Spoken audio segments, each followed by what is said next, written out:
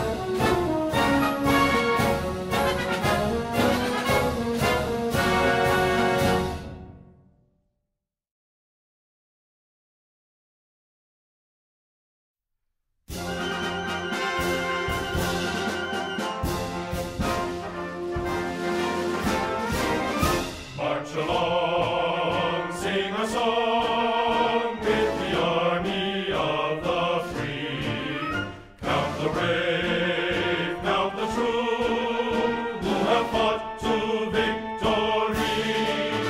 We're the army and proud of our name. We're the army and proudly proclaim. First to fight for the right and to build the nation's might, and the army goes rolling along. Proud of all we have done, fighting till the battle's won, and the army goes rolling along. And it's high, high, hey, the army's on its way. Count off the cages loud and strong. For wherever we go, you will always know that the army goes rolling along.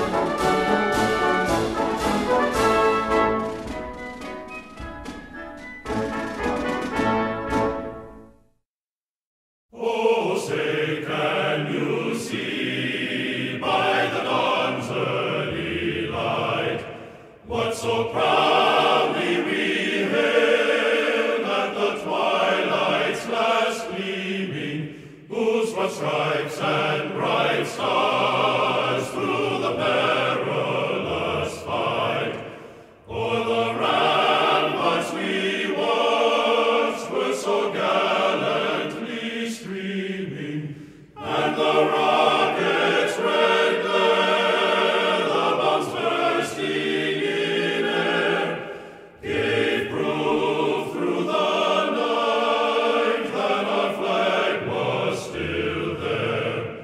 Oh,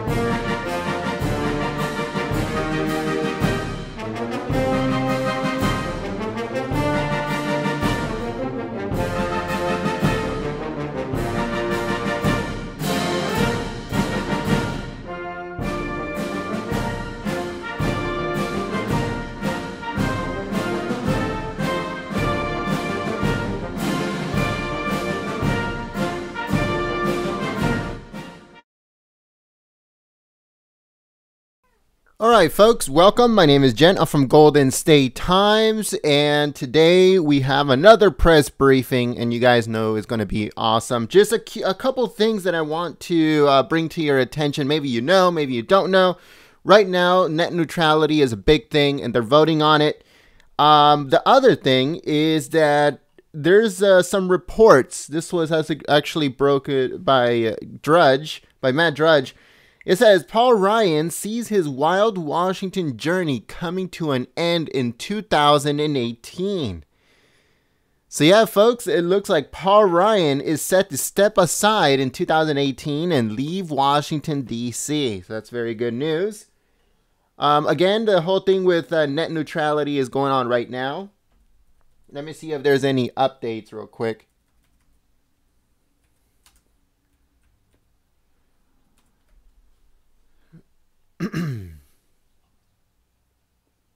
As soon as we get more updates on net neutrality, then we'll give them to you here live at Golden State Times. But for now, we're waiting for the White House press briefing to start, and we'll go on from there. Thank you very much for choosing us as your stream of choice. Please share the stream, give it a thumbs up, and make sure that you guys subscribe if you are new. Thank you.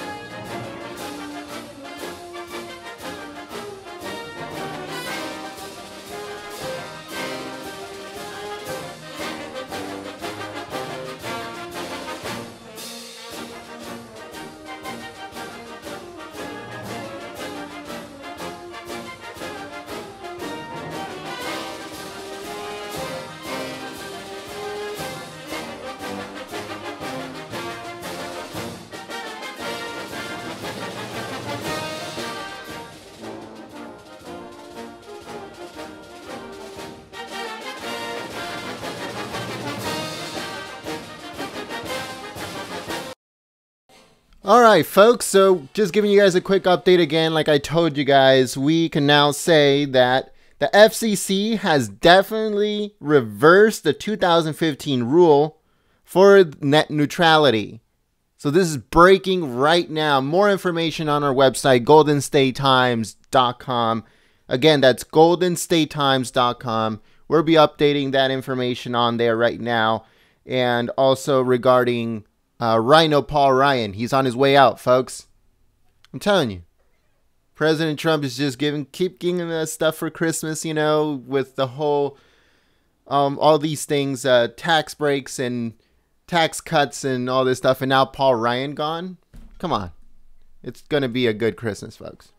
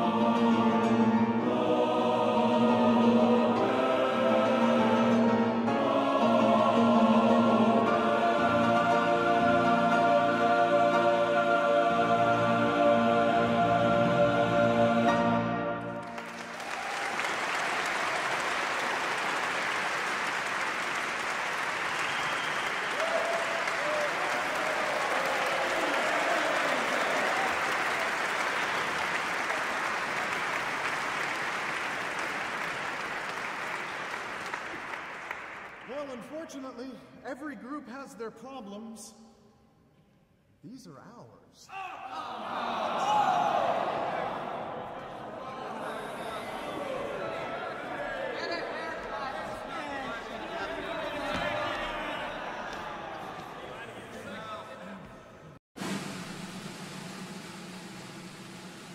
Thank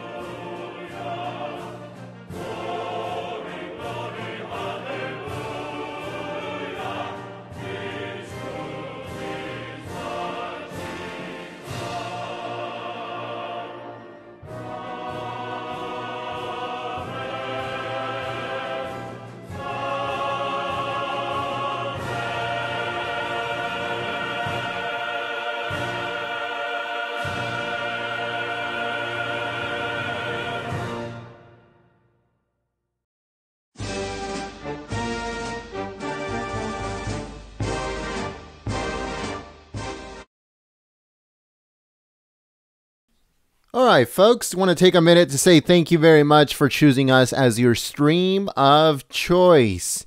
Make sure that you guys please share this stream on social media, on Facebook, on Twitter, on Gab, on 4chan, on Reddit, wherever you can.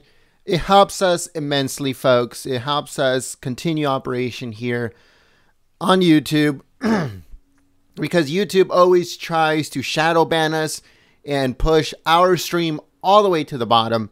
So by you folks sharing this stream, it helps us get more people in here, hopefully. And every single day, we get new patriots in here, and it's amazing that we're able to reach more people. So by sharing the stream on social media, it's amazing. And if you're doing it on Twitter, you can hashtag Sarah Sanders or press briefing and stuff like that. So that'd be very, very. We'll be very appreciative of that. So thank you so much.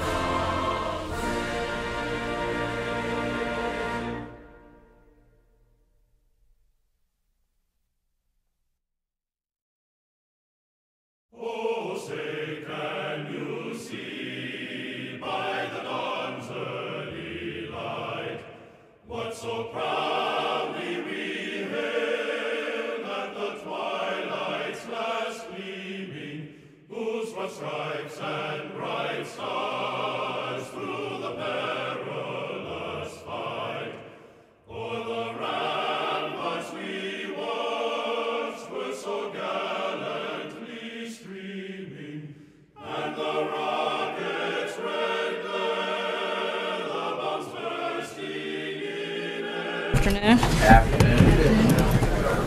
The President will speak. Good afternoon.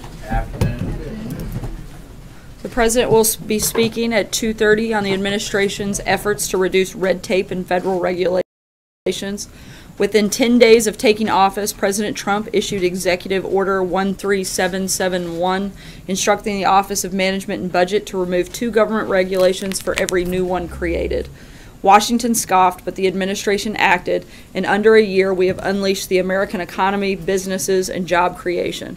These efforts and the rest of the President's agenda have fueled economic growth, including all-time highs in the stock market, a 17-year low in unemployment rolls, new highs in manufacturing and consumer confidence, and much more. As the President said yesterday, we're at the final stages of historic tax cuts and reforms that will provide massive relief to middle-class families, lower tax rates on American businesses to make us more competitive, and make our tax code simpler and fairer for the first time in decades. We want to begin lowering the tax bills in Americans' paychecks starting next year, where Americans who faced economic headwinds for 8 years will have the wind at their backs as they seek the American dream. And with that, we'll get started because we are on a short time frame, and I will take your questions. Jonathan. Sarah, on the taxes, what is the President's message to those Americans, including some in the middle class, who will face tax increases under this tax bill? Look, our focus since day one has been to aggressively push to make sure as many Americans as possible get a tax break, particularly those in the middle class. That's going to continue to be our focus as we continue in this process, as I've said time and time again. But the message to those that will face an increase, I mean, every analysis has shown some people, including middle class Americans, are going to face an increase. And overwhelmingly, the middle class will get a huge tax break, as most Americans will. And that is, again, is our goal, is to make sure that more Americans see more of their hard-earned money. That's what we're pushing for. That's what we're going to keep working with the House and Senate to make sure happens. John? On taxes, you've got 2 no's in the Senate so far. You've got Senator Corker, who's been a no for a while. Senator Rubio came out and told us a short time ago that he's a no unless he can get an expansion of the child tax credit. Is the President willing to be a little more generous in the child tax credit in order to get Senator Rubio's vote? Look, we're really proud of the work that we've done already up until this point with Senator Rubio, already doubling the child tax credit, taking it to $2,000 per child. We're going to continue working with the senator, but we think we've made great strides and, frankly, pretty historic movement in terms of the child tax credit. We're very proud of that work. We're going to keep working with them until we get the job done, which we still expect to happen before the end of the year. Is there more room to move? Right now, we're going to focus on letting some of the Senate move forward in the progression of their conversations. Again, we're extremely excited about the progress that we've already made to double the child tax credit. I think that's something important to note, and something that we've worked very closely with Senator Rubio on, and we think he should be very excited about the progress we've made on that front. Connie? Merry Christmas to you as well. Thank you. What have you learned this past year? What changes would you make in the coming year? What have I learned this past year? I would have to say that we would be here a really long time if I walked through everything I've learned this past year. But some of my favorite things would probably be to take time to appreciate some of the really incredible moments and the special time and opportunity and honor that certainly that I have, but I think that all of us have, that we get to come to the White House every day, serve our country, and we get to call it work. I think that's pretty impressive, pretty amazing, and something that I hope none of us ever lose sight of. Thanks, Connie. Mara. Thank you, Sarah. Does the President think that Roy Moore should concede? In other words, does he believe he lost the election fair and square, or does he think he was the victim of widespread illegitimate voting? I think the president's position is pretty clear in his outreach to Doug Jones directly. He called and they spoke yesterday. They had a great conversation, a very positive conversation. He likes Doug Jones and looks forward to meeting him in person and hopes that he will come and follow through on his commitment to work with the president on some things that they agree on. Jordan? Lost fair and square. That's what you're saying. I think the numbers reflect that, and I think the president's outreach shows that. Jordan? Thanks, Sarah. There's some reports out this morning that Speaker Ryan is considering stepping down at the end of this Congress. Has the president spoken to Speaker Ryan about those reports, and does he want to see Speaker Ryan continue in that role? The president did speak to the speaker not too long ago and made sure that the speaker knew very clearly and in no uncertain terms that if that news was true, he was very unhappy with it. The speaker assured the president that those were not accurate reports and that they looked forward to working together for a long time to come. Blake? So did this catch the president by surprise, the Ryan report that was out today? It sounds like it may have caught Speaker Ryan by surprise because I don't think it was very accurate reporting. And so it sounds like they're both committed to and looking forward to spending a lot more time together over the next, hopefully 7-8 years. Let me ask you about Marco Rubio as well. We have heard folks who might be no votes, potentially undecided votes, but Marco Rubio's potential no vote is one that we know he had concerns, but him voting no is seemingly here suddenly out of left field. Has that caught the White House by surprise at all, or have you braced for the possibility that you might not have Marco Rubio in your corner? I'm not sure if the president's spoken with him specifically today. Again, we're proud of the work that we've done with Senator Rubio, and we look forward to making sure that the progress that we made to double the child care tax credit, that's kind of a mouthful, goes into full effect when this piece of legislation is signed. April? Two things. Should Roy Moore just give his concession speech now versus holding it out? It probably sounds like it should have already taken place. Look, the president's already called and congratulated Doug Jones and expressed his willingness to work with him and to meet with him when he arrives in Washington. Second issue, did you watch GMA this morning, and what are your thoughts about this tell-all and the uncomfortability of Omarosa while she was here, some issues? I did see some clips of that in terms of a tell-all. That's a question I think you would have to ask her. She resigned from her position yesterday. She'll be here later this afternoon. We put out a statement yesterday. I don't have any changes to add to that, and certainly, as has been the practice in the past and will continue to be in the future, we don't comment much further than that on personnel matters. Chip? Sarah, why is if she's resigned and she is going to, if she's resigned, but you said she will stay on, Omarosa will stay on through January 20th, why are the taxpayers continuing to pay her salary for another month if she's no longer here at the White House? As I just said, I'm not going to weigh in any further, as we often do, and as the practice, we're not going to get deeper into personnel matters. We've put out a statement. The president likes Omarosa, thanked her for her service, and again, she'll be here later this afternoon, so she's resigned from her position, but there's really nothing else to add on that front. Why is she still on the payroll for another month? Is that normal? Look, there's a lot of different protocols that take place in the government. That's part of the process. If you want to reach out to HR, they might be able to walk you through that in a more detailed way.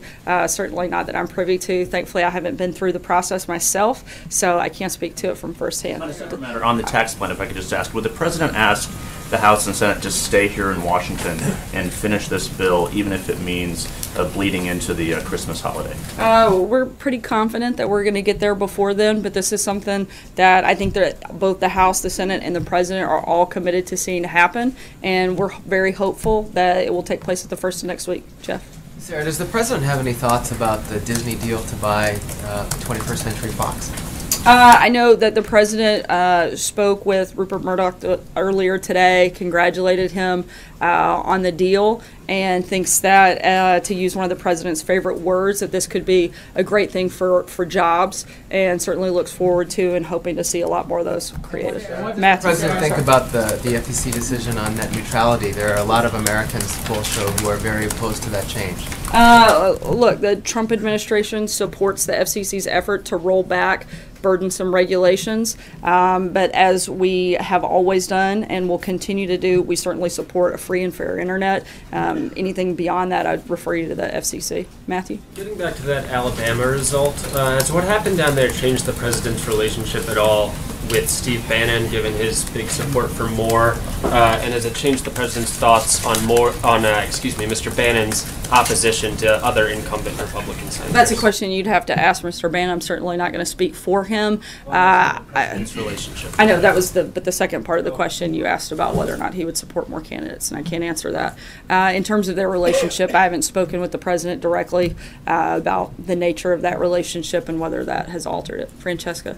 Thank you, sir. I know that you said that you can't go much further on this personnel matter, but I do want to try to separate out some of the things that we're hearing here and just be crystal clear. So you're saying that Omarosa Manigault was not fired on Tuesday evening, that she didn't get belligerent in her conversation with General Kelly, she wasn't yelling at him, she wasn't cursing at him, and she wasn't escorted off the property. Secret Service has said not by them, but she wasn't escorted off the property by someone or some entity other than Secret Service that evening. Look, as I said, Omarosa resigned from her position. I'm not going to go into a detailed process any further than that. We've put out a statement as is standard practice. We're not going to get into the weeds of a personnel decision here at the White House. Access to the White House complex? Morning, Kellyanne Conway said she and other administration officials have been urging Congress to appropriate additional funding for the opioid epidemic. The president declared a public health emergency earlier this fall, but that fund only has $57,000 in it. Economists have predicted that it'll cost upwards of $190 billion over a decade to treat the crisis. Can you tell us how much money that the White House will be urging Congress to appropriate? And what do you have to say to critics who believe that the president hasn't dedicated enough resources to combating the epidemic this year? Look, one of the reasons that the president has put one of his top people here at the White House, Kellyanne Conway, on this is because he sees this as a priority. He sees it as a major concern, not just for the White House, but certainly for America. There's a number of stories, as you just said. The amount of money that it will take to combat this crisis is huge. We're going to continue looking at the best ways to do that. We're working an interagency process to see what that number looks like. That hasn't been finalized, but we're going to continue looking at every way possible. I don't right now. That's is it around still part $45 of billion that was a part of the Republican health care plan? Look, that's, I think, a start, but to fully address this, we want to make sure that we get it right and make sure that we really address this head on. And that's why the president has made it such a focus and put Kellyanne and others here at the White House to really make an emphasis and make that a priority. Something that you guys will get done, that appropriation by the end of this year? Can the president promise that? I'm not aware that we can promise that a full funding for that would take place by the end of this year. This wasn't a problem that happened overnight. We're not going to be able to fix it overnight. But what we want to do is make sure that we address it and that we make it a priority for the administration. And we're going to continue doing that until we beat it. The president's spoken about this several times and making sure that we address it from all fronts and all sides. Kristen. Thank you. With Omarosa leaving, how many senior staffers here at the White House are African American? Look, we have a really diverse team across the board at the White House. We always want to continue to grow the diversity here. We're going to continue to do that and continue to work hard. I don't have a number directly in front of me, specifically not African American, but I can say, again, we have a very diverse team at the White House, certainly a very diverse team in the press office, and something that we strive for every day is to add and grow to be more diverse and more representative of the country at large, and we're going to continue to do that. She was really tasked with reaching out to the African American community. Who have you identified who is going to take that role, and how critical is it to this president, to this administration, to make sure that that role is in fact filled? Yeah, I think there are a number of people that will be part of that process and have been part of that process that will continue to be. This wasn't something that was a singular effort by any one individual. You have a member on the cabinet, Ben Carson, I know has been engaged and talked with the president on this issue, but it's not just within the White House. The president met with Senator Tim Scott. I know he wants to continue those conversations as well to look at the best ways to do that and to do outreach to that community. And just to follow up on one of April's questions, what Omarosa said today was, I've seen things that have made me uncomfortable, that have upset me, that have affected me deeply and emotionally, that has affected my community and my people. Were her concerns ever addressed or dealt with? The comments that she made, that was the first time I'd heard those. Whether she raised them with other individuals, I'm not aware. I know she regularly brought up specific issues where they were talked about in meetings, and we addressed them at the time. Any of the issues where any of her concerns were? I don't. That's a question that you would have to ask her, and I'm certainly not going to speak on her behalf in that regard. But I do know that it's something that we take seriously and something that we want to see improve, I think, across all fronts. So, right here, Margaret. Sarah, today is the 5th anniversary of the Sandy Hook massacre in which so many children were killed. That, of course, as a tragedy, was eclipsed by what happened in Las Vegas, which is now the most tragic and mass shooting on U.S. soil. Since that time, what has President Trump done to try to protect the American people against a similar type of massacre? Does he think anything's been done? What is the administration trying to do? Is there anything at the executive level that he thinks needs to be undertaken? Look, I think that there are a number of different ways that we look to protect our citizens every single day. One of the areas that the president has been outspoken about, not necessarily to those two instances, but just more broadly speaking in terms of national security and protecting individuals, certainly through border security, stronger vetting processes, and looking at whether or not there are other regulations that we could put in place that would offer protection. These weren't people who entered the United States. Right, and I said I'm speaking more broadly in terms of national security as a whole. And look, this is a president who knows that his #1 responsibility is to look for ways to protect American citizens, and we try to do that every single day. And whether or not there's a regulation that could be put in place or not that could have prevented those things, frankly, I'm not aware of what that would be, but we want to look for every opportunity, every way possible that we can to protect American lives, and we're going to continue doing that. Is it correct to say that the administration is looking at how to prevent these kind of mass shootings by domestic shooters on U.S. soil? I know that. I know that's something that absolutely. I know that's something that the Department of Homeland Security looks at and talks about and works on every single day. I don't think there's a person in this country that wouldn't like us to find ways to protect people, and we're certainly very supportive of that. And that's something that would be that the president has highlighted that says he wants to. I don't think there's any one thing that you could do that could have prevented either one of those instances, those horrible tragedies. These prescriptions given very quickly just the other day for this failed terrorist attack, which is why in these cases, I mean, this is the worst shooting on U.S. soil on President Trump's understand watch, that, and that's why I also think that you have to take these matters obviously very seriously. But if you could name a single thing that would have prevented both of these, I'd love to hear it, because I don't know what that would look like. But we're looking every single day at how you can protect American lives, how we can best protect American citizens. In terms of New York, we know for a fact this individual came through chain migration system. This is something the president has been outspokenly against and something that he wants to stop. And that individual wouldn't have been here in order to commit that crime if that wasn't in place. So that's a fact that we do know.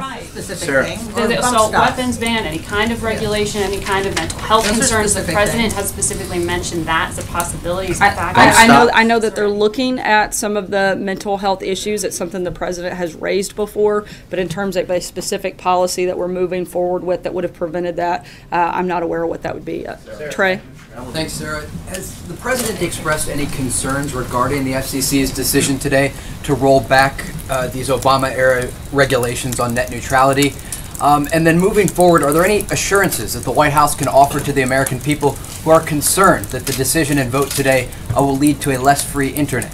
As I said a few minutes ago, the administration supports the FCC's efforts, and at the same time, the White House certainly has and always will support a free and fair internet. We'll take one last question for the day. Brian.